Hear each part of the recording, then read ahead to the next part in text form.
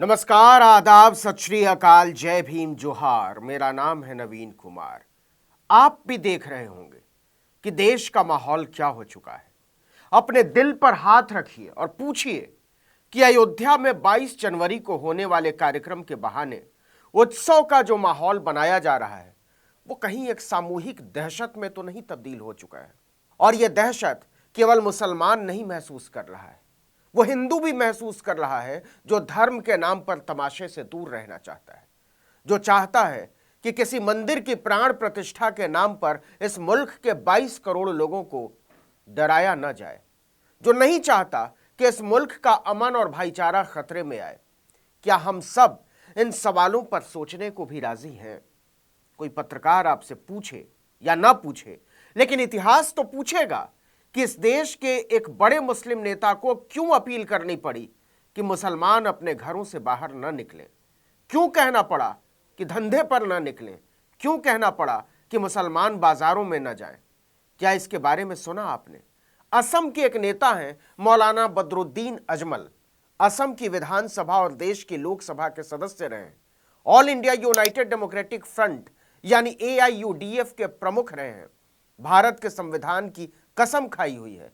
उन्होंने मुसलमानों से अपील की है कि 20 से 26 जनवरी तक अपने अपने घरों से बाहर न निकलें, अंदर ही रहें। इतना ही नहीं, उन्होंने कहा है कि इस दौरान ट्रेन, बस या कार से भी सफर न करें। आपको पता ही है कि 20 से 26 जनवरी के बीच की एक तारीख आती है, 22 जनवरी। बताया जा रहा है कि यह तारीख 500 साल के बाद आई है। उस दिन अयोध्या के अधूरे राम मंदिर में रामलला की प्राण प्रतिष्ठा होनी है। भारत की सबसे शक्तिशाली हस्तियों के साथ शक्ति प्रदर्शन किया जाना तय हुआ है। कहते हैं कि इस प्राण प्रतिष्ठा से 2024 के चुनाव में भाजपा की भी प्राण प्रतिष्ठा होनी है। लेकिन मैं दूसरी बात करना चाहता हूं। क्या यह सच नहीं है कि देश की गली गली में, शहरों की ऊंची ऊंची सोसाइटियों में, गांव गांव के मंदिरों में, यहां तक कि दफ्तरों में, चौराहों पर, हाट बाजारों में जो अभियान चल रहा है वो शांति को लेकर आश्वस्त नहीं करता। एक खास धर्म में भरे जा रहे खौफ के दम पर हिंदुत्व की झंडा बरदारी का दावा करता है। जैसे जैसे अयोध्या में मंदिर की प्राण प्रतिष्ठा का शोर उठा है, अलग अलग इलाकों से आए दिन तस्वीरें और वीडियो सामने आ रहे हैं। किसी बुजुर्ग की दाढ़ी नोची जा रही है, किसी हाजी को थप्पड़ मारा जा रहा है, किसी नमाजी को पीट दिया।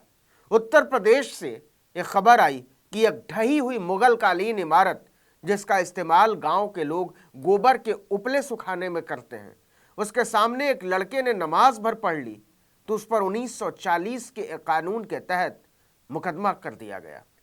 मैं जानबूझकर 31 जुलाई की उस घटना का जिक्र नहीं कर रहा जिसमें जयपुर मुंबई सुपरफास्ट एक्सप्रेस में RPF के कांस्टेबल चेतन सिंह ने गोली मारकर 4 लोगों की जान ले ली थी, क्योंकि वो हुलिये से ही पहचाने जा सकते थे। उनकी दाढ़ी थी। उनमें से एक मोहम्मद असगर जयपुर में चूड़ी फैक्ट्री में काम करते थे। वो बेहतर नौकरी की तलाश में जयपुर से मुंबई जा रहे थे। उनका एक भाई नागपुर में राजमिस्त्री का काम करता है। एक भाई दिल्ली में राशन की दुकान में काम करता है। 2 अन्य भाई अभी छोटे हैं लेकिन घर चलाने के लिए काम कर रहे हैं, और एक शादी लायक बहन है। हिंदू मुसलमान के नाम पर फैलाई जा रही नफरत ने जो जहर बोया है, उसमें कौन उजड़ रहा है? क्या वो अमीर लोग हैं, राज करने वाले लोग हैं, ताकतवर लोग हैं, सत्ता चलाने वाले लोग हैं? नहीं साहब, इस नफरत की आंधी में केवल मजदूरों, मजबूरों और मजलूमों के घर उजड़ रहे हैं, कमजोर लोगों के घर उजड़ रहे हैं।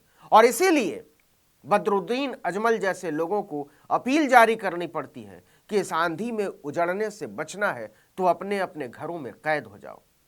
आप बदरुद्दीन अजमल या असदुद्दीन ओवैसी जैसे लोगों की नीयत और राजनीति के विरोधी या समर्थक कुछ भी हो सकते हैं, लेकिन क्या वो जो बात बोल रहे हैं वो फिजूल है? उसका कोई मतलब नहीं है? क्या आप अपने दिल पर हाथ रखकर कह सकते हैं कि इस देश के हिंदुओं के दिलों में मुसलमानों को लेकर नफरत नहीं बोई जा रही है? और आपकी छोड़िए, इस देश के प्रधानमंत्री तो गारंटी वाले प्रधानमंत्री हैं ना, विकास की गारंटी, अनाज की गारंटी, गैस के सिलेंडर की गारंटी वगैरह वगैरह। लेकिन क्या वो इस मुल्क के मुसलमानों को जिंदा रहने की गारंटी दे सकते हैं? उन्हें काटा नहीं जाएगा, मारा नहीं जाएगा, सताया नहीं जाएगा, इसकी गारंटी दे सकते हैं? उनसे संविधान से मिला हुआ हक छीना नहीं जाएगा, इसकी गारंटी दे सकते हैं? उनकी इबादत गाहों और तालीम गाहों को तोड़ा नहीं जाएगा, गिराया नहीं जाएगा, उनकी मीनारों पर जबरन कोई झंडा नहीं लहराया जाएगा, इस बात की गारंटी दे सकते हैं? और अगर नहीं दे सकते हैं तो अपने आप से पूछिए कि क्या वाकई इससे राम का नाम और मान ऊंचा उठने वाला है? राम को तो मर्यादा पुरुषोत्तम कहते हैं ना धर्म की किताबों में। तो क्या इस मुल्क की सरकार, उस सरकार को चलाने वाले दल, उन दलों के नेता गणमान्य मर्यादा का अर्थ भी समझते हैं? वो समझते हैं क्या राजधर्म का मतलब? वो समझते हैं नागरिक का मतलब? वो समझते हैं लोकतंत्र का मतलब? वो समझते हैं संविधान का मतलब? वो समझते हैं न्याय और बंधुत्व का मतलब, समता का मतलब? इसका जवाब मेरे पास भी है और आपके पास भी होगा, लेकिन मुझे यह भी पता है कि वो इन शब्दों का सामना तक नहीं करना चाहते। वो अपने आप से झूठ बोलते हैं। बदरुद्दीन अजमल के बयान पर केंद्रीय मंत्री गिरिराज सिंह ने कहा कि भाजपा मुसलमानों से नफरत नहीं करती, हम सबका साथ, सबका विकास और सबका विश्वास के मंत्र को लेकर चल रहे हैं। भाजपा सभी धर्मों का सम्मान करती है। दूसरों को छोड़ दीजिए, क्या गिरिराज सिंह खुद इसे स्वीकार कर लेंगे? इससे मुखर तो नहीं जाएंगे बाद में? ये लोग सोचते हैं कि सिर्फ इस वजह से उनकी सरकार को मुस्लिम विरोधी होने से मुक्त कर दिया जाए कि इकबाल अंसारी को भी राम मंदिर के उद्घाटन में बुलाया गया है।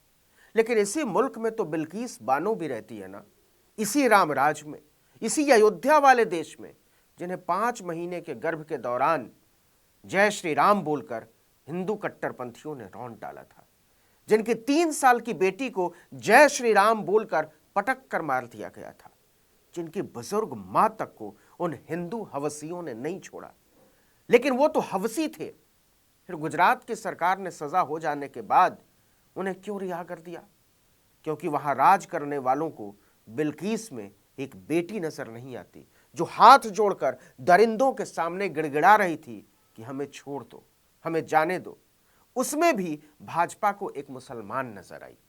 और मनुष्यता के कलंक दरिंदों में हिंदू, जो जय श्री राम बोलकर कुछ भी कर सकते हैं, किसी का गला उतार सकते हैं, किसी का गर्भ उजाड़ सकते हैं, किसी की अस्मत लूट सकते हैं, किसी का घर चला सकते हैं। यह सवाल इस देश के हर हिंदू से है कि आपको ऐसा उत्सव चाहिए क्या जिसमें आपकी बेटियां अपनी सहेलियों से नजरें मिलाते हुए शर्मिंदा महसूस करें? जरा सोचिए, दिल पर हाथ रखकर मुलायमियत से सोचिए और अपने आप से कहिए आपका दिल क्या कहता है।